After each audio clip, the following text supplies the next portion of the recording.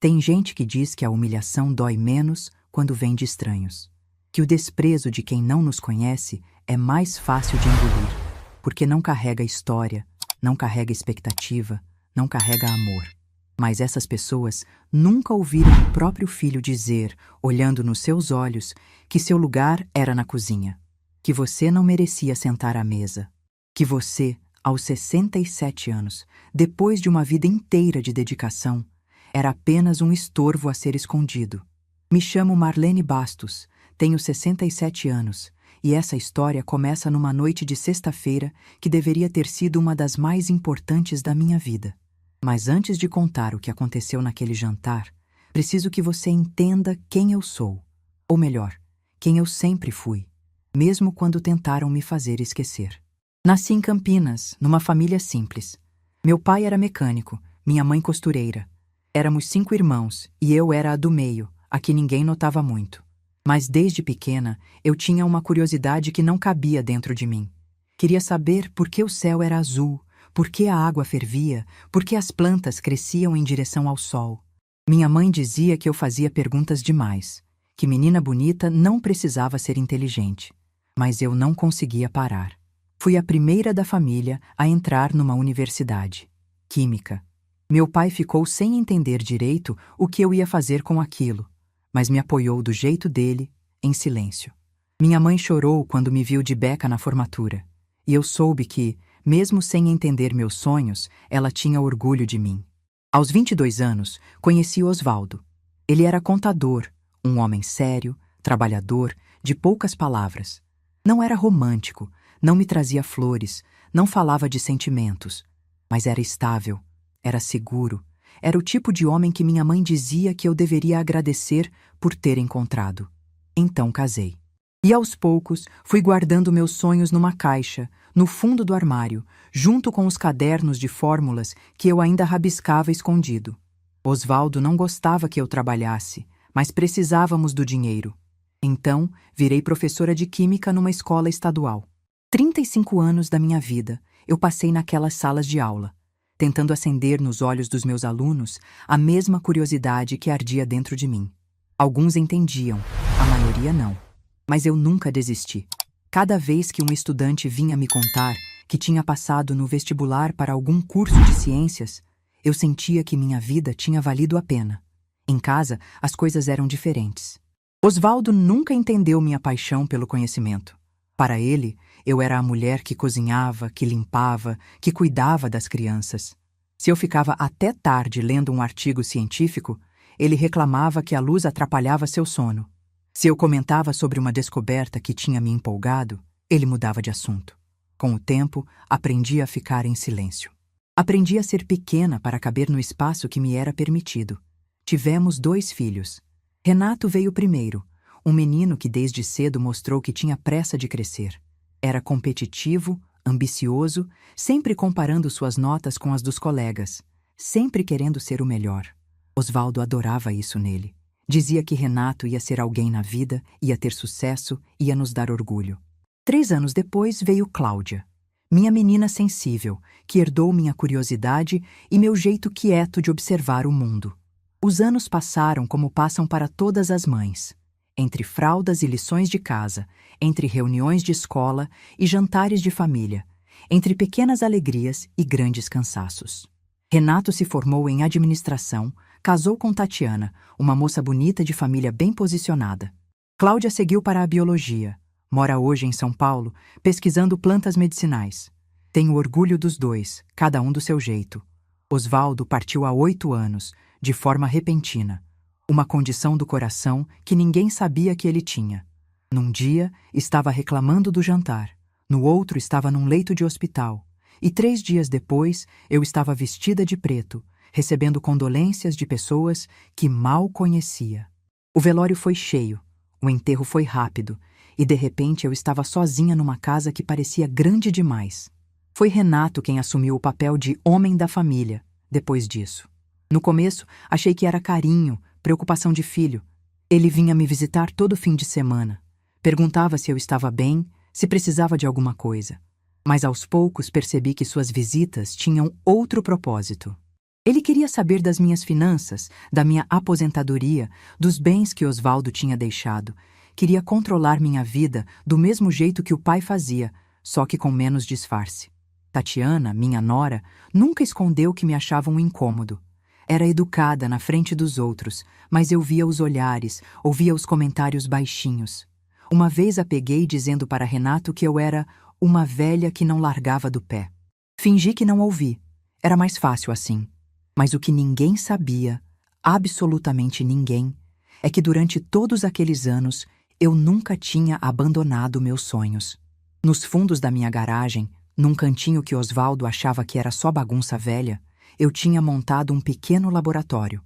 Nada sofisticado, apenas o básico. Alguns beckers, tubos de ensaio, reagentes que eu comprava com meu próprio dinheiro. E lá, nos fins de semana, nas madrugadas em que o sono não vinha, eu trabalhava numa fórmula que tinha começado a desenvolver ainda na faculdade. Era um composto químico capaz de purificar água contaminada de forma simples e barata. A ideia tinha nascido quando eu ainda era estudante, ao ver uma reportagem sobre comunidades que não tinham acesso à água limpa. Passei décadas aperfeiçoando, testando, fracassando, recomeçando. Osvaldo nunca soube. Os filhos nunca souberam. Era meu segredo, minha rebeldia silenciosa contra uma vida que tentava me fazer invisível. Quando me aposentei, há 5 anos, finalmente tive tempo de concluir o que havia começado. Testei a fórmula em diferentes tipos de contaminação, documentei tudo e então fiz algo que nunca tinha tido coragem de fazer. Registrei a patente. Sozinha. Em silêncio. Fui até o escritório de propriedade intelectual com meus cadernos debaixo do braço e um frio na barriga que não sentia desde a faculdade. Quando saí de lá com o registro em mãos, chorei no carro por 20 minutos. Não de tristeza, de uma alegria que não cabia no peito. A patente ficou adormecida por um tempo. Eu não sabia bem o que fazer com ela, não tinha contatos na indústria, não entendia de negócios. Mas há alguns meses recebi uma ligação que mudou tudo. Era de uma empresa de tecnologia ambiental chamada Ecotech Solutions. Eles tinham encontrado meu registro e queriam conversar sobre os direitos de uso da fórmula. O representante que me ligou foi educado, profissional, e falou de valores que me deixaram sem ar. Não era apenas dinheiro para viver bem, era dinheiro para mudar completamente minha vida, deixar um legado, ajudar causas que sempre me importaram. Fiquei tão nervosa que mal consegui responder. Disse que precisava pensar e desliguei com as mãos tremendo. Foi aí que cometi meu erro. Na empolgação, comentei com Renato que havia uma empresa interessada em algo que eu tinha desenvolvido. Não dei detalhes, não falei em valores, não expliquei do que se tratava. Apenas mencionei, como quem comenta uma novidade qualquer, mas bastou isso para que ele assumisse o controle. Renato decidiu que ele iria cuidar das negociações. Disse que eu não entendia de negócios, que podia ser enganada, que ele tinha experiência com esse tipo de coisa. Marcou um jantar na minha própria casa com um investidor, um homem chamado Dr. Fabiano Meirelles, diretor da Ecotech. E eu, ingênua, querendo acreditar que meu filho estava me protegendo, deixei. O dia do jantar chegou numa sexta-feira de outono. Passei a manhã inteira preparando tudo. Limpei a casa de cima a baixo, tirei a toalha de mesa que só usava em ocasiões especiais, preparei um jantar completo, entrada, prato principal, sobremesa. Queria impressionar, mostrar que mesmo sendo uma aposentada simples, eu sabia receber pessoas importantes. Renato chegou no fim da tarde com Tatiana. Ela estava vestida como se fosse a anfitriã, com um vestido caro e salto alto que faziam barulho no meu piso de cerâmica. Olhou ao redor com aquele ar de superioridade que eu conhecia tão bem e disse apenas: "Ficou apresentável, sogra." Engoli seco e agradeci. Renato estava nervoso, andando de um lado para o outro, conferindo os detalhes. Nunca o tinha visto tão ansioso. Percebi que para ele, aquele jantar era mais do que uma negociação. Era uma oportunidade de se provar, de mostrar que era um homem de negócio sério, capaz de fechar acordos importantes. E eu era apenas o pano de fundo. Dr. Fabiano chegou pontualmente às 8 da noite. Era um homem de uns 50 anos, cabelos grisalhos, postura elegante, mas não arrogante. Tinha um olhar atento, desses que parecem enxergar além do que está sendo mostrado. Renato o recebeu na porta com um aperto de mão firme e um sorriso ensaiado. Eu estava na cozinha, dando os últimos retoques no jantar, quando ouvi as apresentações. Renato disse: Doutor Fabiano, seja bem-vindo. Esta é minha esposa, Tatiana. Ouvi os cumprimentos, os elogios à casa. E então? E aquela ali é minha mãe, que mora aqui. Ela preparou o jantar. Aquela ali. Como se eu fosse um móvel. Como se minha única função fosse ter preparado a comida. Sequei as mãos no avental e fui até a sala cumprimentar o visitante. Dr. Fabiano foi gentil, apertou minha mão com firmeza e disse: Prazer em conhecê-la, dona Marlene. A casa está linda e o cheiro da comida está maravilhoso. Agradeci com um sorriso contido, sentindo os olhos de Renato em mim, como se me pedisse para não falar demais. Quando a mesa foi posta e todos se sentaram, eu naturalmente puxei uma cadeira para me juntar a eles. Afinal, era minha casa, minha mesa, minha comida. Mas antes que eu pudesse sentar, Renato se levantou e me puxou de lado, para o corredor. O que ele disse, baixinho, perto do meu ouvido, eu nunca vou esquecer. Cada palavra ficou gravada na minha memória como ferro em brasa. Mãe, seu lugar é na cozinha, não na mesa com a gente. Isso aqui é negócio sério. A senhora não entende dessas coisas. Vai lá, fica cuidando da sobremesa, que quando terminar a conversa eu te chamo. Fiquei parada, olhando para o rosto do meu filho. O menino que eu tinha embalado para dormir, que eu tinha ensinado a amarrar os sapatos, que eu tinha consolado quando tirava notas baixas. E ali estava ele, me mandando para a cozinha como se eu fosse a empregada. Por um momento, senti as lágrimas se formando. A humilhação queimava no peito, a vergonha apertava a garganta. Mas então, aconteceu algo estranho. Uma calma que eu não esperava tomou conta de mim. Como se uma outra Marlene, uma que estava escondida há décadas, finalmente tivesse acordado. Eu sorri. Um sorriso sereno, sem raiva, sem mágoa aparente. Olhei nos olhos do meu filho e disse apenas: Entendo. Voltei para a sala, tirei o avental que ainda estava usando, dobrei com cuidado e coloquei sobre o encosto de uma cadeira. Tatiana me observava com um sorrisinho de canto, satisfeita. Doutor. Fabiano parecia confuso, sem entender o que estava acontecendo. Com licença, eu disse. Vou me retirar. Aproveitem o jantar. E fui para o meu quarto. Fechei a porta devagar, sem bater, sem fazer drama. Sentei na beirada da cama e fiquei olhando para as minhas mãos. As mesmas mãos que tinham preparado aquele jantar, que tinham desenvolvido aquela fórmula, que tinham criado 2 filhos. As mãos de uma mulher que tinha passado a vida inteira sendo diminuída.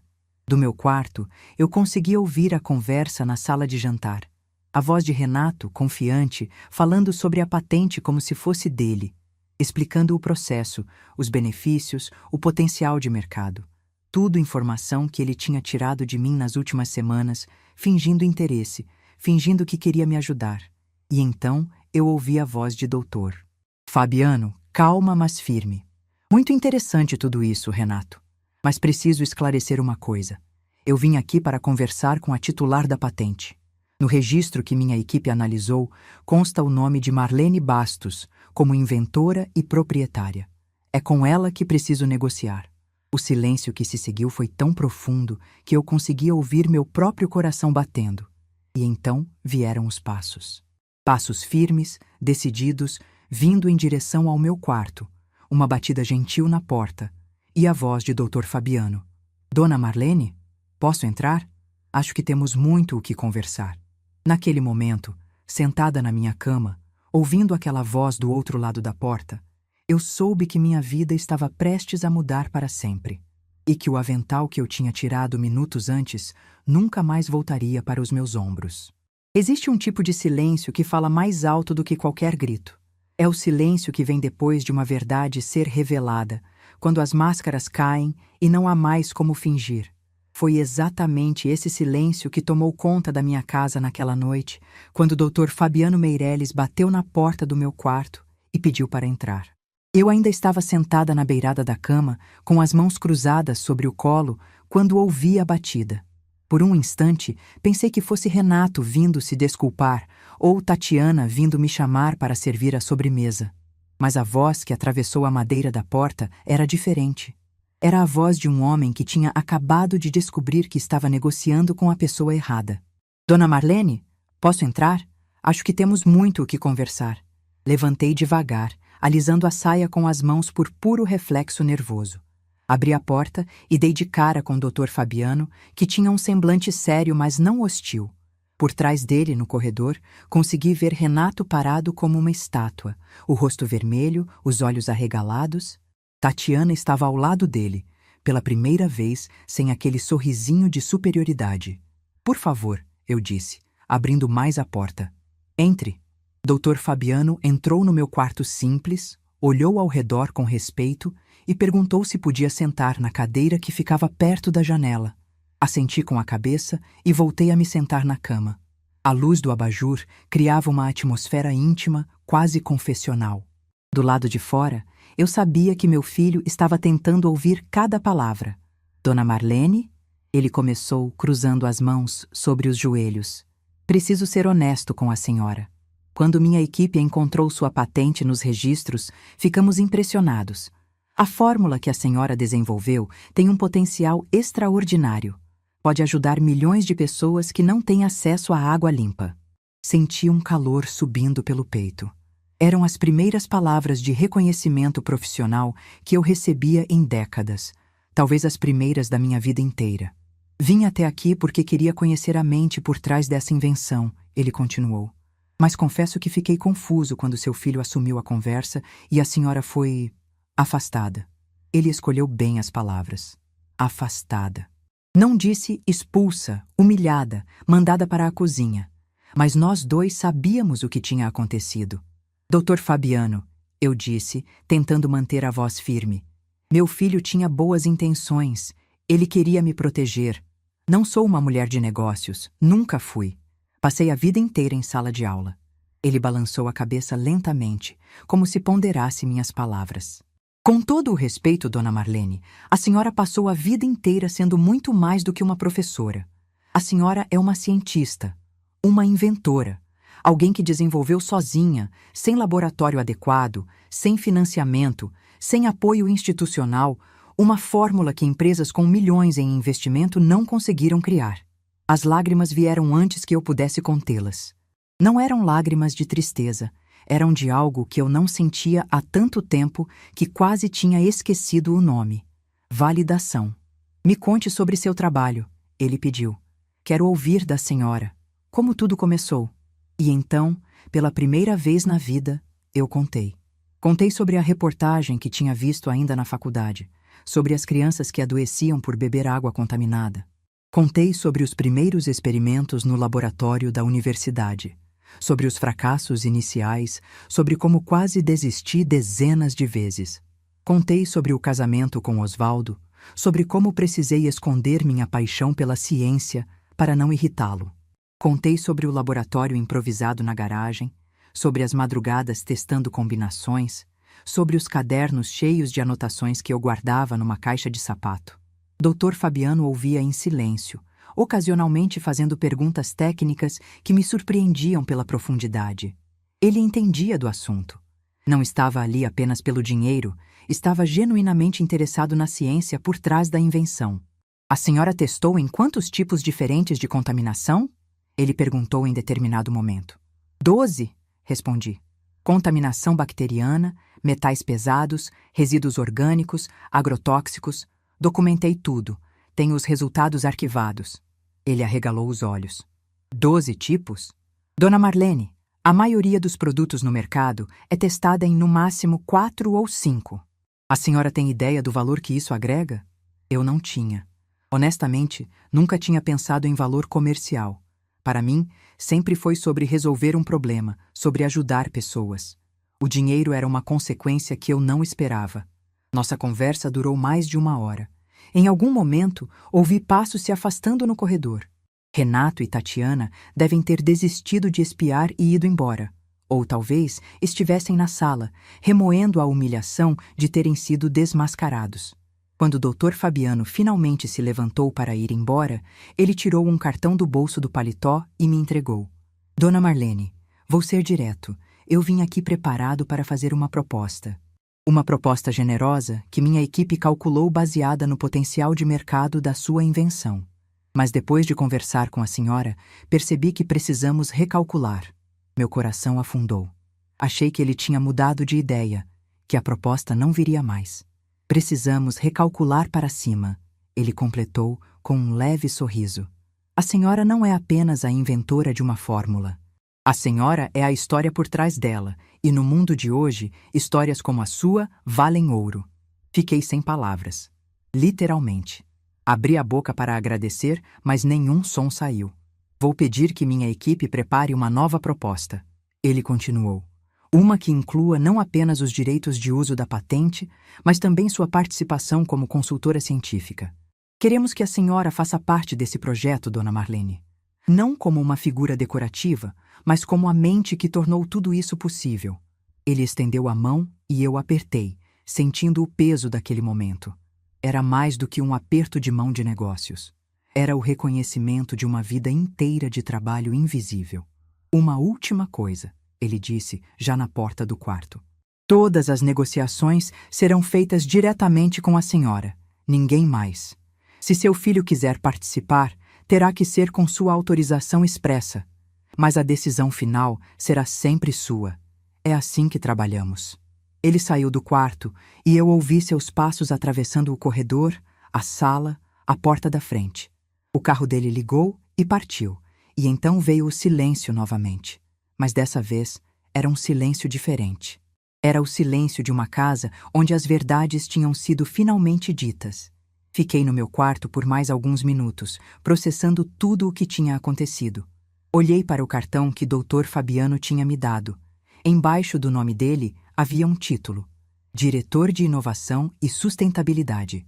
E no verso, escrito à mão, um recado. Foi uma honra conhecer a verdadeira cientista por trás da patente. Aguardo nosso próximo encontro. Quando finalmente criei coragem para sair do quarto, encontrei Renato sentado sozinho na sala de jantar. A mesa ainda estava posta, a comida intocada e esfriando nos pratos. Tatiana tinha ido embora, provavelmente furiosa demais para ficar. Meu filho levantou os olhos quando me viu.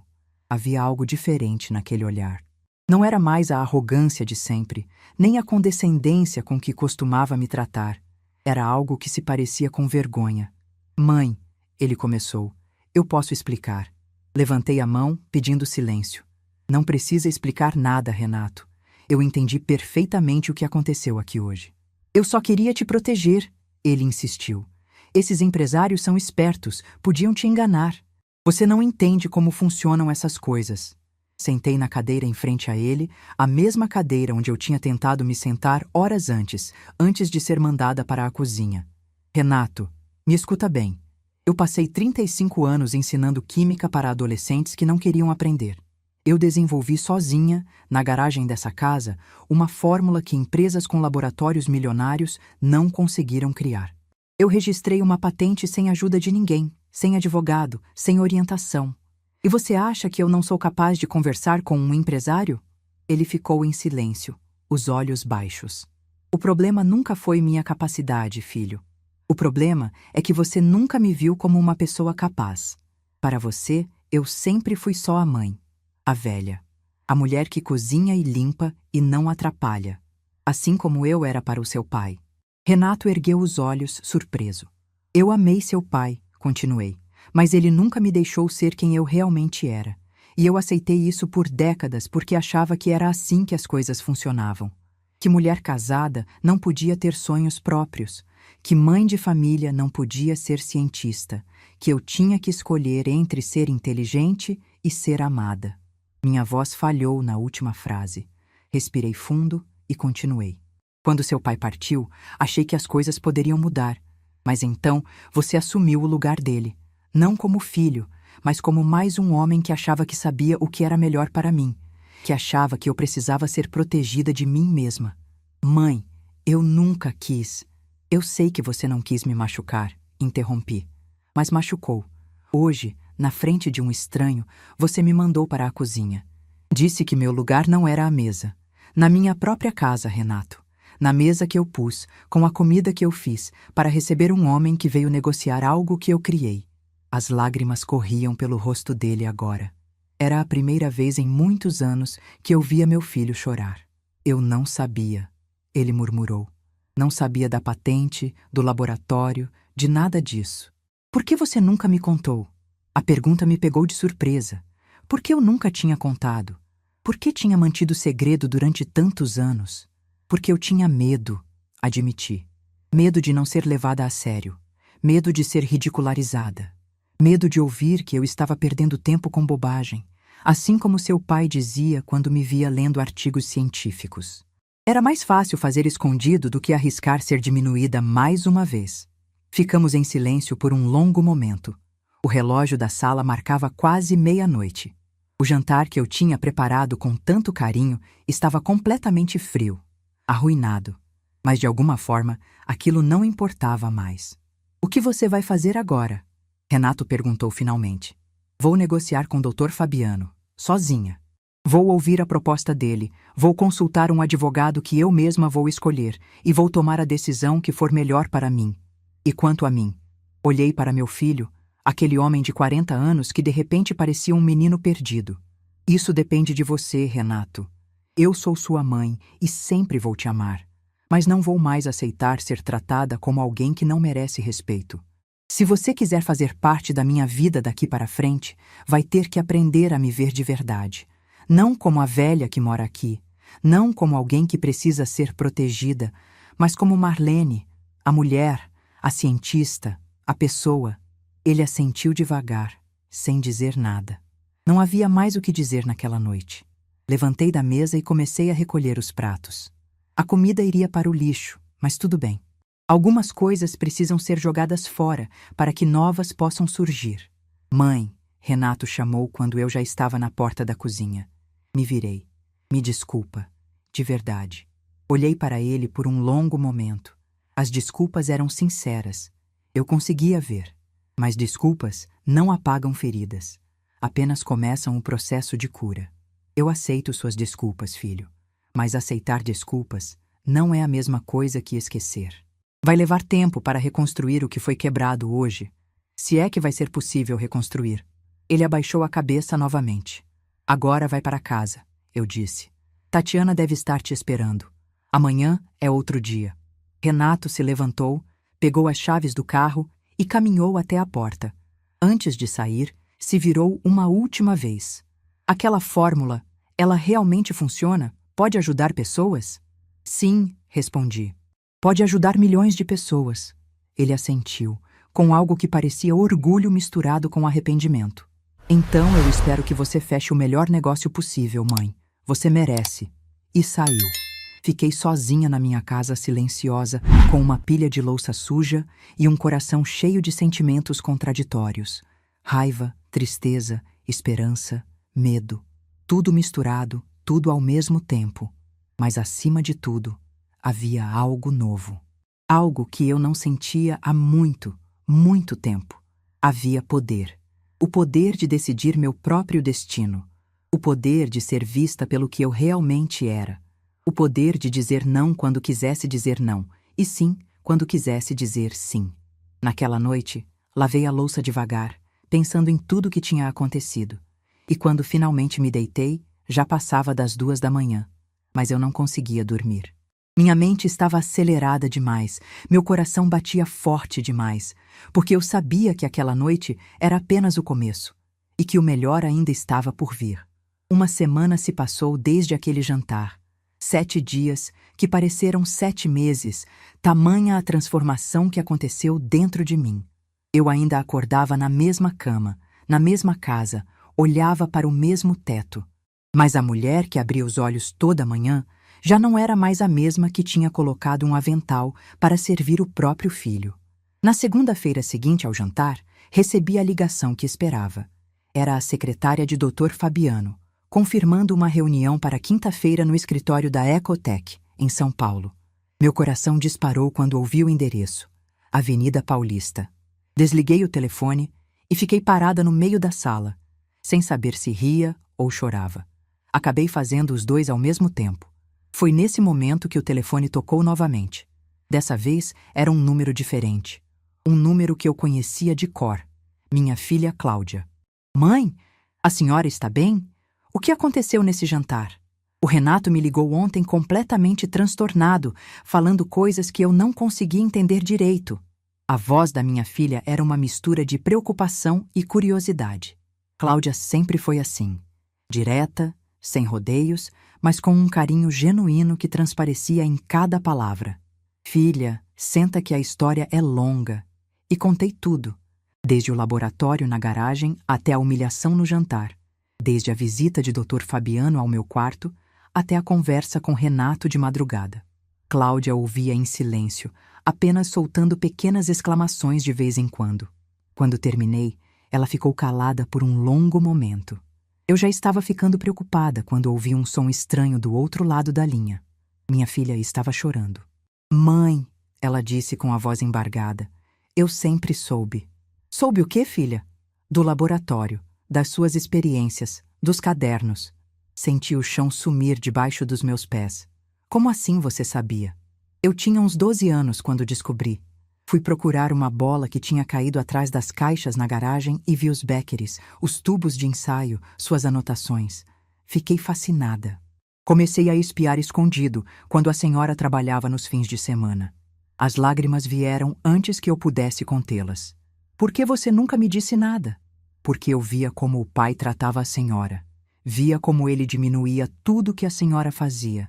Eu tinha medo de que, se eu contasse que sabia, a senhora fosse parar de fazer. E eu não queria isso. Eu queria que a senhora continuasse. Queria que a senhora tivesse pelo menos aquilo que era só seu. Chorei por vários minutos, incapaz de falar. Minha filha, ainda criança, tinha guardado meu segredo para me proteger. Tinha me dado, sem que eu soubesse, a permissão silenciosa para continuar sonhando. Mãe, Cláudia continuou, foi por sua causa que eu fui fazer biologia. Cada vez que eu via a senhora naquele laboratório improvisado, com aquela paixão nos olhos, eu pensava, é isso que eu quero. Quero descobrir coisas. Quero fazer diferença. A senhora foi minha inspiração, mesmo sem saber. Nunca, em toda a minha vida, eu tinha ouvido palavras tão bonitas. Eu vou para Campinas, ela disse. Vou pegar o primeiro ônibus amanhã de manhã. A senhora não vai passar por isso sozinha. Filha, não precisa. Você tem seu trabalho, sua pesquisa. Mãe, escuta uma coisa. Eu passei a vida inteira vendo a senhora se sacrificar pelos outros. Agora é a minha vez de estar presente. Não aceito não como resposta. Desliguei o telefone sentindo que uma parte de mim que estava quebrada havia começado a se reconstruir. Eu não estava sozinha. Nunca tinha estado, na verdade. Apenas não conseguia enxergar. Cláudia chegou na terça-feira de manhã, com uma mala pequena e um sorriso enorme. Nos abraçamos na porta de casa por tanto tempo que perdi a noção dos minutos. Ela cheirava a lavanda, o mesmo perfume que usava desde a adolescência. Primeiro, ela disse entrando na sala, quero ver o laboratório. Quero ver onde a mágica acontecia. Fomos juntas até a garagem. Eu não entrava lá há meses, desde que tinha finalizado os testes. Estava tudo exatamente como eu tinha deixado.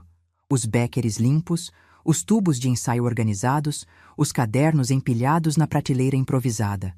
Cláudia andou pelo espaço pequeno com reverência, tocando cada objeto como se fossem relíquias. Mãe, isso aqui é incrível. A senhora fez tudo isso com quase nada. Sabe o que os laboratórios das universidades têm de equipamento? E a senhora conseguiu resultados melhores com Beckeres de farmácia e reagentes comprados em loja de material escolar. Eu fazia o que podia com o que tinha, respondi, quase me desculpando. Não, mãe, a senhora fazia milagres, e agora o mundo vai saber disso. Na quarta-feira à noite, enquanto jantávamos, o telefone tocou. Era Renato. Atendi com o coração apertado, sem saber o que esperar. Mãe, preciso falar com a senhora, é urgente. Posso ir aí agora?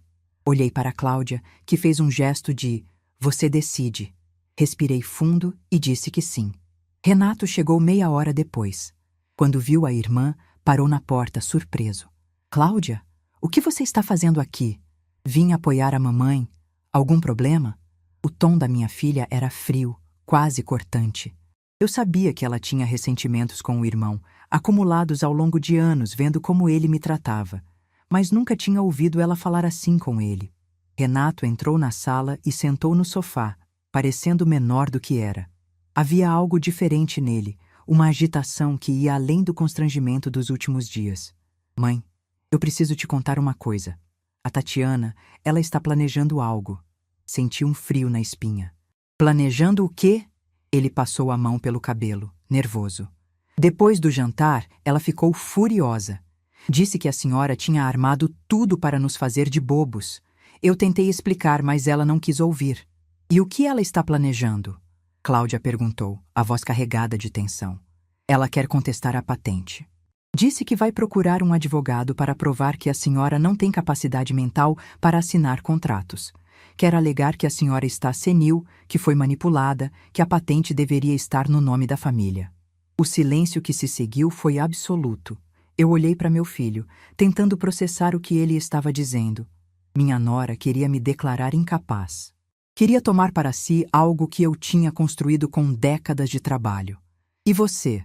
Perguntei, a voz surpreendentemente firme. O que você acha disso? Renato abaixou os olhos. Eu disse para ela que não ia participar, que era loucura, que não tinha fundamento. A gente brigou feio. Ela está na casa da mãe dela desde ontem. Mas você veio aqui me avisar, eu disse. Vim, porque a senhora é minha mãe. E porque o que ela quer fazer é errado. Eu posso ter cometido muitos erros, mãe, mas não sou capaz de roubar a senhora. Cláudia se levantou do sofá e foi até a janela, de costas para nós. Eu conhecia minha filha bem o suficiente para saber que ela estava lutando para não explodir.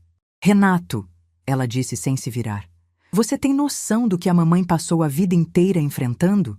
Você tem noção de quantas vezes ela foi diminuída, ignorada, tratada como se não valesse nada? E agora, quando finalmente ela tem a chance de ser reconhecida, sua esposa quer tirar isso dela? Eu sei, Cláudia, por isso estou aqui. Não, você não sabe. Ela se virou, os olhos cheios de lágrimas de raiva. Você era o favorito do papai. Você nunca precisou provar nada para ninguém. A mamãe passou 35 anos escondendo a coisa mais importante da vida dela porque tinha medo de ser ridicularizada. Você consegue imaginar o que é isso? Renato ficou calado, o rosto vermelho. Chega, eu disse, levantando. Cláudia, senta. Renato, obrigada por ter vindo me avisar. Isso significa muito para mim. Mãe, a senhora não pode deixar a Tatiana fazer isso, Renato disse. Eu não vou deixar, mas também não vou gastar minha energia com medo. Amanhã eu tenho uma reunião importante, uma reunião que pode mudar minha vida, e é nisso que vou me concentrar. Peguei meu celular e disquei o número que Dr. Fabiano tinha deixado no cartão. Mesmo sendo quase 10 da noite, ele atendeu no segundo toque. Dona Marlene? Aconteceu alguma coisa? Dr. Fabiano, me desculpe ligar tão tarde, mas preciso saber uma coisa antes da nossa reunião de amanhã. Se alguém tentar contestar a validade da patente, alegando que eu não tenho capacidade para assinar contratos, isso pode atrapalhar a negociação? Houve uma breve pausa do outro lado da linha. Dona Marlene, a senhora registrou essa patente sozinha, seguiu todos os trâmites legais, apresentou documentação técnica que passou por análise de especialistas. Qualquer contestação nesse sentido seria facilmente derrubada. Mas posso perguntar por que a preocupação? Questões familiares, respondi. Nada que vá me impedir de estar aí amanhã. Fico feliz em ouvir isso. E Dona Marlene? Nossa equipe jurídica é excelente. Se a senhora precisar de qualquer apoio nesse sentido, é só dizer. Desliguei sentindo uma segurança que não tinha antes. Olhei para meus 2 filhos, sentados na minha sala, cada um processando a situação de forma diferente. Renato, vai para casa. Conversa com a Tatiana, tenta fazer ela entender que isso não vai dar em nada. E se ela insistir, bem, você vai ter que escolher de que lado está. Meu filho assentiu e se levantou. Na porta, antes de sair, ele se virou. Mãe, boa sorte amanhã. Eu espero de verdade que dê tudo certo. Quando a porta se fechou, Cláudia veio me abraçar. A senhora foi incrível agora, ela disse. Firme, mas sem ser cruel. Eu teria mandado ele embora na hora que ele entrou. Ele é meu filho, Cláudia. Assim como você. Eu não vou desistir dele só porque ele cometeu erros. Mas também não vou deixar que os erros dele me definam. Naquela noite, enquanto Cláudia dormia no quarto de hóspedes, eu fiquei acordada organizando os documentos para a reunião. Tinha tudo: os cadernos originais, os resultados dos testes, a cópia do registro da patente, fotos do laboratório improvisado. Coloquei tudo numa pasta de couro que tinha comprado especialmente para essa ocasião. Olhei para aquela pasta e pensei em tudo que ela representava. Não era apenas papel e fotografias. Era a prova de uma vida inteira de sonhos escondidos. Na manhã seguinte, acordei às 5 da manhã. Tomei um banho demorado, escolhi meu melhor vestido, o azul marinho que Cláudia sempre disse que me deixava elegante. Passei maquiagem leve, apenas o suficiente para esconder as olheiras de quem não dormiu direito. Cláudia me acompanhou até a rodoviária. Ela tinha se oferecido para ir junto, mas eu disse que precisava fazer isso sozinha. Que aquela era uma jornada que eu tinha começado há 40 anos, escondida na garagem, e que precisava terminar do mesmo jeito, apenas eu e meus sonhos. No ônibus para São Paulo, sentada na janela vendo a paisagem passar, eu pensei em todas as mulheres que, como eu, tinham guardado seus talentos em caixas de sapato. Todas as cientistas que nunca puderam ser cientistas. Todas as mentes brilhantes convencidas de que seu lugar era na cozinha. Quando o ônibus entrou na capital e eu vi os prédios da Avenida Paulista se aproximando, uma lágrima escorreu pelo meu rosto. Não era de tristeza, era de uma emoção que eu não conseguia nomear. Talvez fosse orgulho, talvez fosse esperança, talvez fosse simplesmente a sensação de estar, finalmente, exatamente onde eu deveria estar. O motorista anunciou a parada. Peguei minha pasta de couro, ajeitei o vestido e desci do ônibus. A Avenida Paulista fervilhava de gente.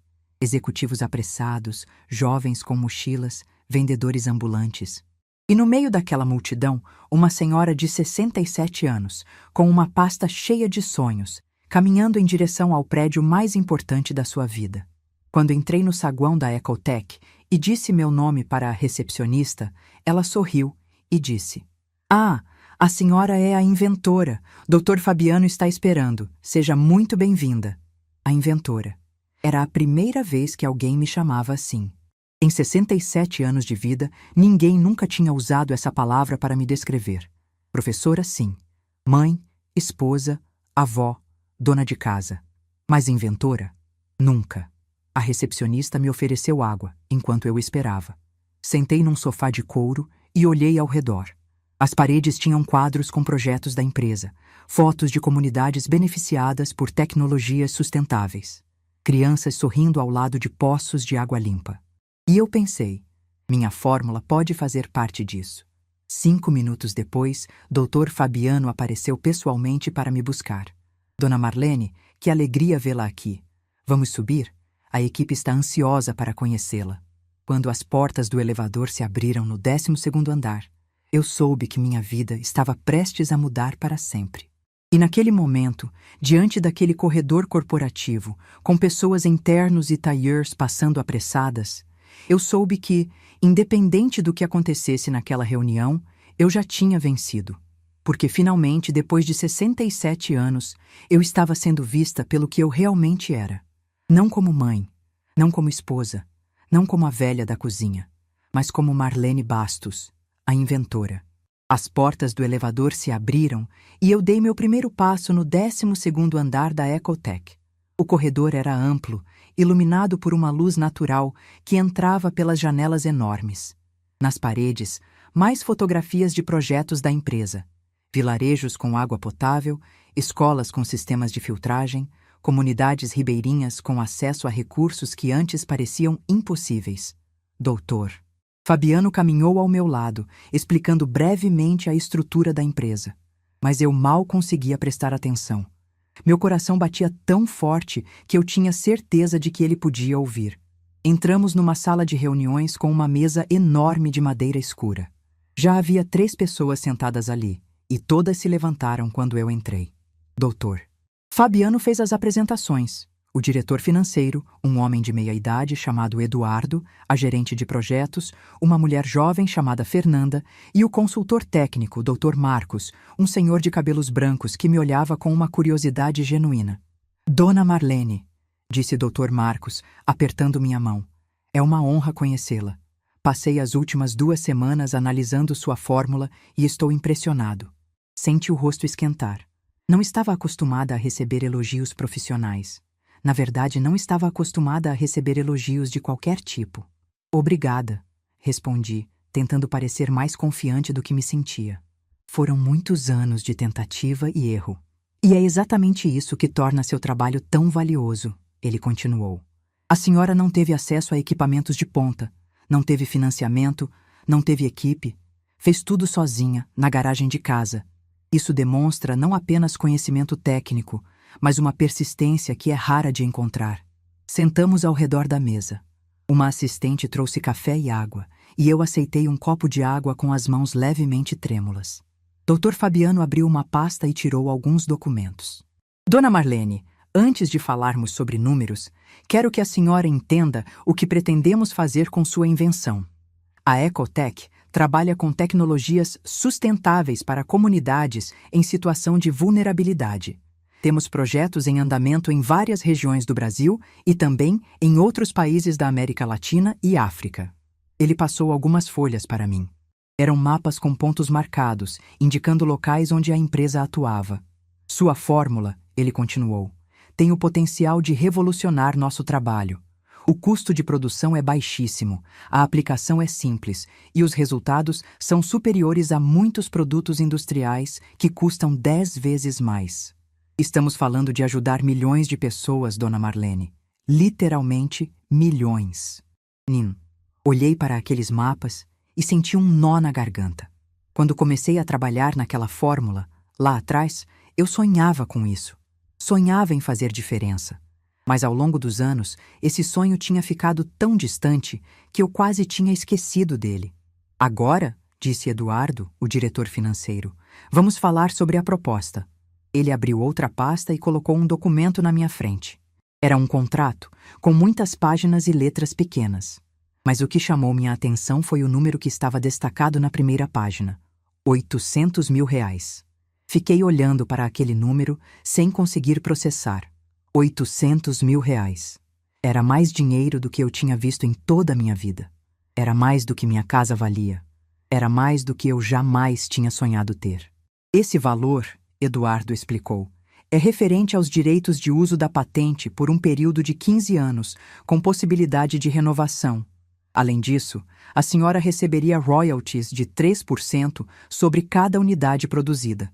Com a escala que pretendemos atingir, isso pode representar um valor adicional significativo ao longo do tempo. Minha boca estava seca. Tomei um gole de água, tentando organizar os pensamentos. Há também outra parte da proposta, disse Fernanda, a gerente de projetos. Gostaríamos de convidá-la para atuar como consultora científica. Seria um trabalho pontual, algumas reuniões por mês, para nos ajudar a otimizar a produção e adaptar a fórmula para diferentes contextos. Isso teria uma remuneração adicional de R$5 mil mensais. R$5 mil por mês, além dos 800 mil, além dos royalties. Eu estava tendo dificuldade para respirar. Dona Marlene, Dr. Fabiano disse gentilmente. A senhora está bem? Estou, respondi, a voz falhando. É só que é muita informação de uma vez. Ele sorriu com compreensão. Eu entendo. Não precisa decidir nada agora. Pode levar o contrato para casa, analisar com calma, consultar um advogado.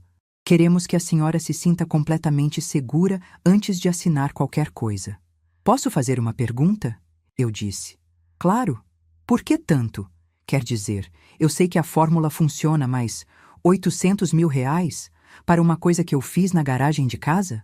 Dr. Marcos, o consultor técnico, se inclinou para a frente. Dona Marlene, deixe eu explicar uma coisa. Empresas farmacêuticas e de tecnologia ambiental gastam milhões em pesquisa e desenvolvimento. Milhões. E muitas vezes não chegam a resultados tão bons quanto o que a senhora conseguiu. O que a senhora fez, com recursos mínimos, é o que nós chamamos de inovação disruptiva. Não é apenas uma fórmula boa, é uma fórmula que muda o jogo. Além disso, completou Eduardo, o valor que estamos oferecendo é justo considerando o potencial de mercado. Se fôssemos egoístas, poderíamos tentar pagar menos, aproveitar que a senhora não tem experiência em negociações. Mas não é assim que a Ecotech trabalha. Acreditamos em parcerias justas. Olhei para cada um deles ao redor daquela mesa. Pessoas que eu não conhecia há 2 semanas, mas que estavam me tratando com mais respeito do que minha própria família tinha me tratado em anos. Eu tenho uma condição, disse, surpreendendo a mim mesma. Qual? Perguntou o Dr. Fabiano. Quero que parte dos produtos fabricados seja doada para comunidades que não podem pagar. Não sei quanto, não sei como isso funcionaria, mas quero saber que minha fórmula está chegando em quem mais precisa, e não apenas em quem pode comprar. O silêncio que se seguiu me fez pensar que eu tinha falado besteira. Mas então vi o sorriso se formar no rosto de Dr. Fabiano. Dona Marlene, a senhora acabou de pedir exatamente o que já pretendíamos fazer. A Ecotech tem um programa chamado Acesso Universal, onde destinamos 20% da produção para doação. Se a senhora quiser, podemos aumentar esse percentual para produtos feitos com sua fórmula. Senti as lágrimas escorrerem pelo meu rosto. Não tentei escondê-las. Me desculpem, disse, pegando um lenço na bolsa. É que eu esperei tanto tempo por isso. Tanto tempo achando que meu trabalho não valia nada, que eu não valia nada. E agora, Fernanda se levantou e veio até mim, colocando a mão no meu ombro. A senhora vale muito, Dona Marlene, e o mundo vai saber disso. Passamos mais 2 horas na reunião, discutindo detalhes, tirando dúvidas, ajustando cláusulas. Eu tinha trazido meus cadernos originais. E doutor? Marcos ficou fascinado folheando as anotações, fazendo perguntas sobre cada etapa do processo. Isso aqui é um tesouro, ele disse. A senhora documentou tudo com uma precisão impressionante. Parece um diário científico de verdade. É que eu aprendi na faculdade que um bom cientista registra tudo, respondi. Nunca esqueci essa lição. No final da reunião, eu tinha uma decisão a tomar. Podia levar o contrato para casa, pensar com calma, consultar advogados. Era o que qualquer pessoa sensata faria. Mas eu olhei para aquelas pessoas ao redor da mesa, pensei na minha filha me esperando em Campinas, pensei em todas as madrugadas que passei naquela garagem e soube o que queria fazer. Eu vou assinar, disse. Dr. Fabiano ergueu as sobrancelhas. Tem certeza? Não quer mais tempo para pensar? Doutor. Fabiano, eu passei 40 anos pensando. 40 anos escondendo meu trabalho. 40 anos tendo medo de dar esse passo. Se eu não assinar agora, vou voltar para casa e inventar 1000 desculpas para adiar. E eu não quero mais adiar minha vida. Ele sorriu e passou o contrato para mim. Li cada página com atenção, mesmo sabendo que ia assinar de qualquer jeito. Quando cheguei na última página, peguei a caneta que Eduardo me ofereceu. Minha mão tremeu por 1 segundo. Mas então respirei fundo e assinei. Marlene Bastos. Meu nome, no papel, selando um acordo que mudaria minha vida para sempre. Quando levantei os olhos, todos estavam sorrindo. Dr. Fabiano estendeu a mão e eu apertei com firmeza. Bem-vinda à Ecotech, Dona Marlene. Ou devo dizer, nossa mais nova consultora científica. Saí do prédio 1 hora depois, com uma cópia do contrato assinado dentro da minha pasta de couro. O sol da tarde batia na Avenida Paulista, e eu parei por um momento na calçada, olhando para os prédios ao redor. Uma senhora de 67 anos, parada no meio da maior avenida de São Paulo, com um contrato de R$800 mil na bolsa. Se alguém tivesse me dito isso há 1 mês, eu teria rido. Ou chorado. Provavelmente os dois. Peguei o celular e liguei para Cláudia. Ela atendeu no primeiro toque. E aí, mãe? Como foi? Filha, eu disse, a voz tremendo de emoção. Eu assinei. O grito que ela deu do outro lado da linha fez algumas pessoas na calçada olharem para mim. Mãe, sério? Você assinou? Quanto? Como foi? Conta tudo. Calma, calma. Eu conto quando chegar. Mas filha, R$800 mil, mais royalties, mais um trabalho como consultora. O silêncio do outro lado durou alguns segundos. Quando Cláudia falou novamente, sua voz estava embargada. Mãe, eu estou tão orgulhosa da senhora. Tão orgulhosa. Eu também estou, filha. Pela primeira vez em muito tempo, eu estou orgulhosa de mim mesma. No ônibus de volta para Campinas, sentada na mesma janela de sempre, eu olhava a paisagem passar com olhos completamente diferentes. Tudo parecia mais colorido, mais vivo, mais cheio de possibilidades. Pensei em Osvaldo, em como ele teria reagido. Provavelmente diria que eu estava sendo ingênua, que iam me enganar. Mas Osvaldo não estava mais aqui. E eu estava, viva, lúcida e dona do meu próprio destino. Pensei em Renato, no olhar de surpresa que ele teria quando soubesse. Parte de mim queria ver a cara dele. Outra parte queria que ele simplesmente fosse feliz por mim, como um filho deveria ser. Mas isso não dependia mais de mim. Eu tinha feito minha parte. O resto era com ele. E pensei em Tatiana, com seus planos de me declarar incapaz. Imaginei a reação dela quando soubesse que a velha senil tinha acabado de fechar um contrato milionário com uma das maiores empresas de tecnologia sustentável do país. Seria cômico se não fosse tão triste. Quando o ônibus chegou em Campinas, já era noite. Cláudia estava me esperando na rodoviária, com um buquê de flores e um sorriso que iluminava o rosto inteiro. Nos abraçamos ali mesmo, no meio do terminal, sem nos importar com as pessoas passando ao redor. Duas mulheres, mãe e filha, comemorando uma vitória que tinha demorado décadas para chegar. Vamos para casa, Cláudia disse. Preparei um jantar especial para comemorar. Você cozinhou? Perguntei surpresa. Minha filha sempre foi péssima na cozinha. Pedi comida, ela admitiu rindo. Mas o pensamento que conta. No carro, enquanto ela dirigia pelas ruas da cidade, eu olhava pela janela e pensava em como tudo tinha mudado em tão pouco tempo. Há 2 semanas, eu era a mulher que tinha sido mandada para a cozinha pelo próprio filho. Hoje, eu era uma inventora reconhecida, com um contrato assinado e um futuro cheio de possibilidades. Mãe, Cláudia disse de repente, o que a senhora vai fazer com o dinheiro? Eu já tinha pensado nisso durante toda a viagem de volta.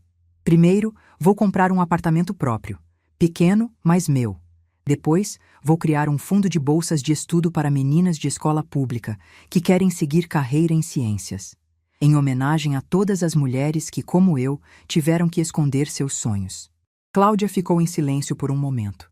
Quando falou, sua voz estava emocionada. A senhora é incrível, sabia?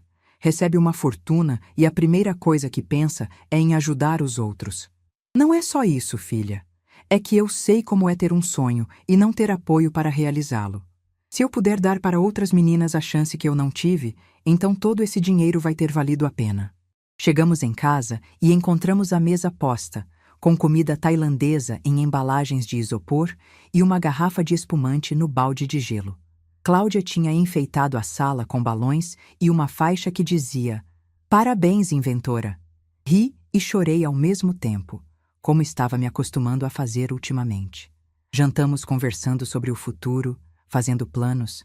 Era a primeira vez em anos que eu me sentia livre para sonhar. Quando finalmente fomos dormir, já passava da meia-noite. Deitei na minha cama, olhando para o teto, sentindo o peso do contrato assinado na minha bolsa, pendurada na cadeira ao lado. 800 mil reais. Uma nova carreira. Um legado para deixar. E a certeza absoluta de que, independente do que viesse pela frente, eu nunca mais seria a mulher do avental. Nunca mais seria a mãe que obedece em silêncio. Nunca mais seria invisível.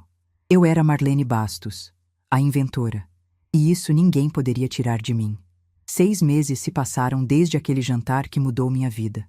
6 meses que pareceram uma vida inteira de tanta coisa que aconteceu. E hoje, sentada na varanda do meu apartamento, olhando o sol se pôr sobre Campinas, eu finalmente encontrei as palavras para contar o fim dessa história. O apartamento é pequeno, mas é meu. Comprei com parte do dinheiro do contrato, num prédio tranquilo perto do centro. Tem 2 quartos, uma sala com uma varanda que pega o sol da tarde e uma cozinha onde eu cozinho quando quero, não quando preciso. Cada móvel foi escolhido por mim. Cada quadro na parede representa algo que eu gosto. Pela primeira vez em 67 anos, moro num lugar que tem a minha cara. Da varanda, consigo ver um pedaço do céu que fica alaranjado no fim do dia. É meu horário favorito.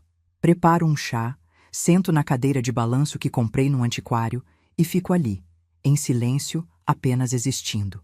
Parece pouco, mas para quem passou décadas existindo em função dos outros, é uma revolução. O plano de Tatiana de me declarar incapaz não durou muito. 2 semanas depois de eu assinar o contrato, ela procurou um advogado para tentar contestar a patente. O advogado, depois de analisar a documentação, disse que ela não tinha nenhuma base legal.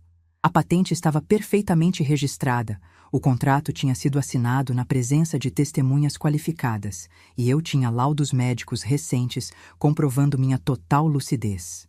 Soube disso por Renato, que me ligou constrangido para contar. Disse que Tatiana tinha ficado furiosa com o advogado, acusando-o de incompetência. Mas a verdade é que não havia o que fazer. Eu tinha agido dentro da lei, com todos os documentos em ordem. A única coisa que Tatiana conseguiu foi gastar dinheiro com consultas jurídicas que não levaram a nada. 1 mês depois, Renato me ligou novamente. Dessa vez para dizer que ele e Tatiana estavam se separando. Não vou mentir. A notícia me pegou de surpresa. Perguntei se tinha sido por minha causa e ele disse que não, que os problemas do casamento vinham de muito antes, que a história da patente tinha apenas acelerado o que já era inevitável. Disse que Tatiana era uma pessoa que ele não conhecia mais, que os valores dela eram diferentes dos dele e que ele não conseguia mais fingir que estava tudo bem. Não sei se acreditei completamente. Parte de mim acha que a separação teve sim a ver com o que aconteceu. Tatiana apostou num plano mesquinho e perdeu. E Renato, pela primeira vez, escolheu não ficar do lado dela. Talvez isso tenha sido o suficiente para ela. Ou talvez ela tenha mostrado um lado que ele não conseguiu aceitar. De qualquer forma, não é da minha conta. O casamento era deles. Os problemas eram deles. Eu apenas desejei que ele encontrasse paz, seja lá o que isso significasse. Minha relação com Renato hoje é diferente do que era antes. Não voltamos a ser próximos como éramos quando ele era criança. Talvez nunca voltemos, mas existe um respeito que não existia antes. Ele me liga 1 vez por semana, pergunta como estou, conta sobre o trabalho. Não tenta mais controlar minha vida, não tenta mais tomar decisões por mim. Me trata como adulta, como pessoa. É o mínimo, eu sei. Mas depois de tantos anos sendo tratada como menos que isso, o mínimo já é muito.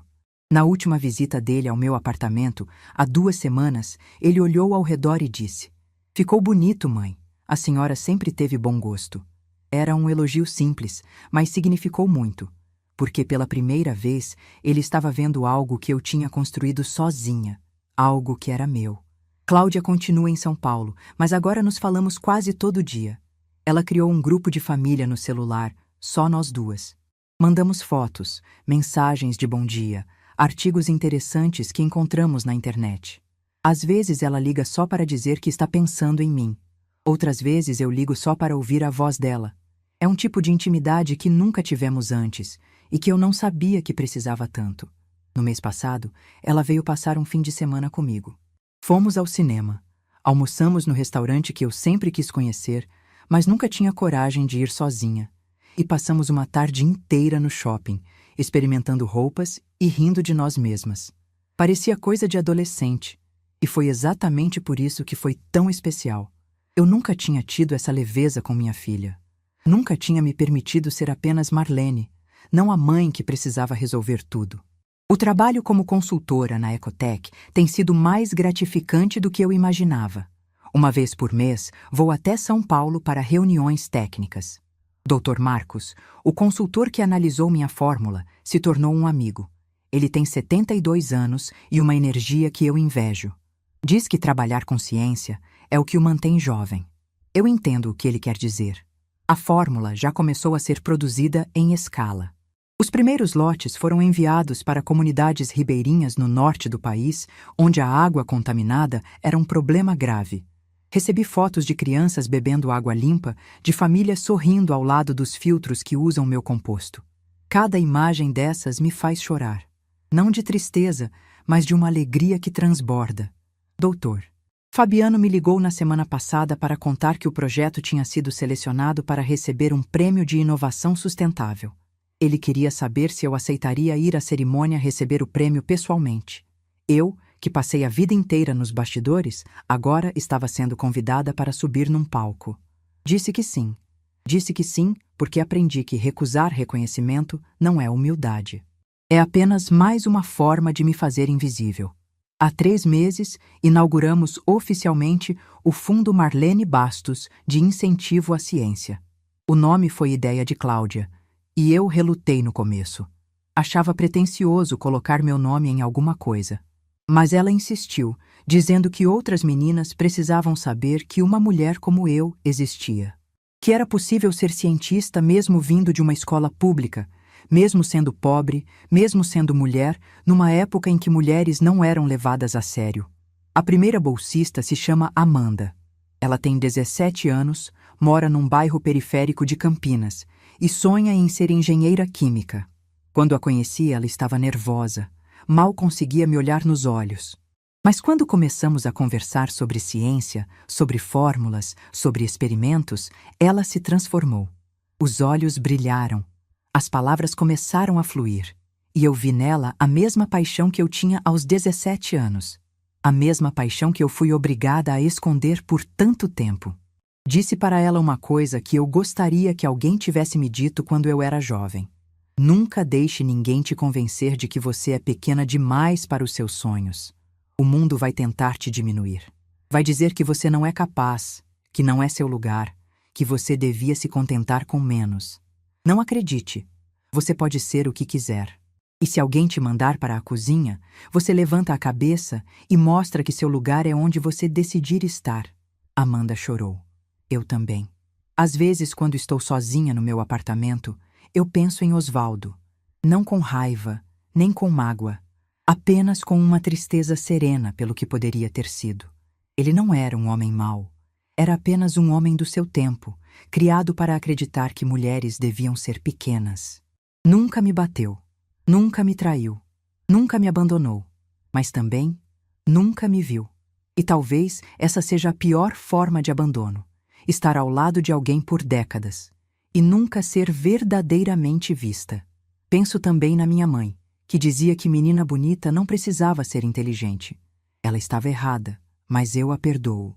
Ela também foi criada num mundo que a ensinou a se diminuir. Ela apenas repetiu o que tinha aprendido. O ciclo se quebra quando alguém decide não passar adiante a mesma mensagem. E eu decidi. Ontem à noite não conseguia dormir. Levantei, fui até a varanda e fiquei olhando as estrelas. É engraçado como a cidade tem poucas estrelas.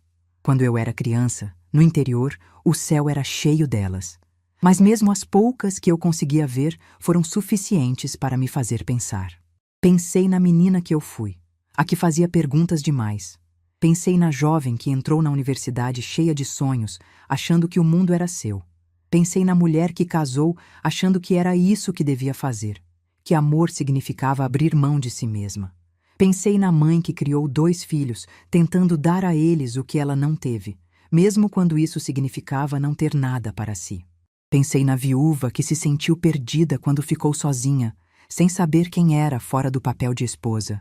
E pensei na inventora que demorou 67 anos para nascer, mas que nasceu mais forte do que qualquer uma das outras. Todas essas mulheres sou eu. Todas elas moram dentro de mim. E pela primeira vez, eu não tenho vergonha de nenhuma delas. Na semana passada recebi uma carta. Carta de papel, dessas que quase ninguém mais manda. Era de uma mulher de 58 anos, de Minas Gerais, que tinha visto uma reportagem sobre minha história num jornal local. Ela contava que também tinha passado a vida inteira escondendo seus talentos, que também tinha um marido que a diminuía, que também tinha filhos que a viam apenas como mãe e nunca como pessoa. E que depois de ler sobre mim, tinha decidido voltar a pintar. Ela pintava quando era jovem, mas tinha parado quando casou. Agora, aos 58 anos, estava retomando os pincéis. Ela me agradecia por ter contado minha história. Dizia que eu tinha dado coragem a ela. Respondi a carta no mesmo dia. Escrevi à mão, como ela tinha feito.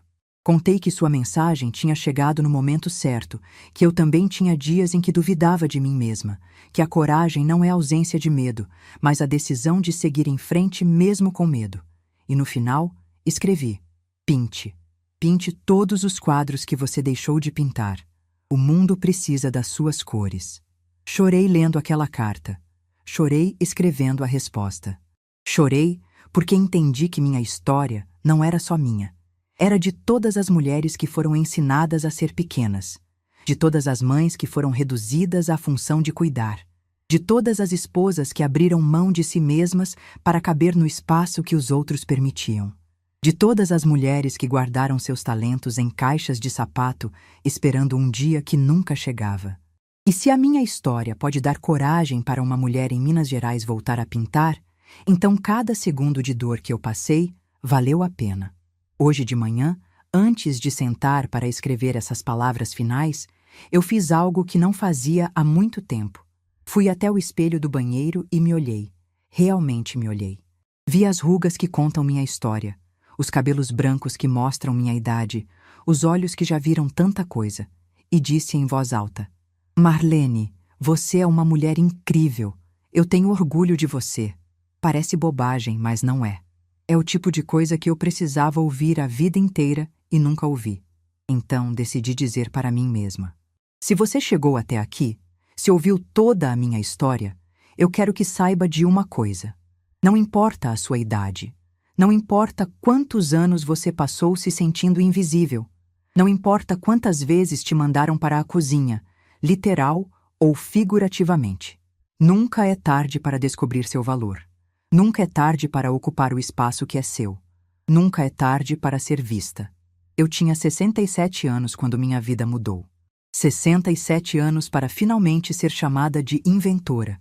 67 anos para ouvir que meu trabalho tinha valor. 67 anos para descobrir que eu podia ser muito mais do que os outros achavam que eu era. Se eu consegui, você também consegue. Meu lugar não é na cozinha. Meu lugar é onde eu decidir estar. E agora, finalmente, eu sei exatamente onde é esse lugar. É aqui. É agora. É sendo exatamente quem eu sou. Marlene Bastos, professora, mãe, inventora. E, acima de tudo, uma mulher que finalmente aprendeu a se ver. Se essa história tocou seu coração, deixe seu like, se inscreva no canal e comente aqui embaixo. No meu lugar, o que você faria? Sua mensagem pode iluminar o dia de alguém.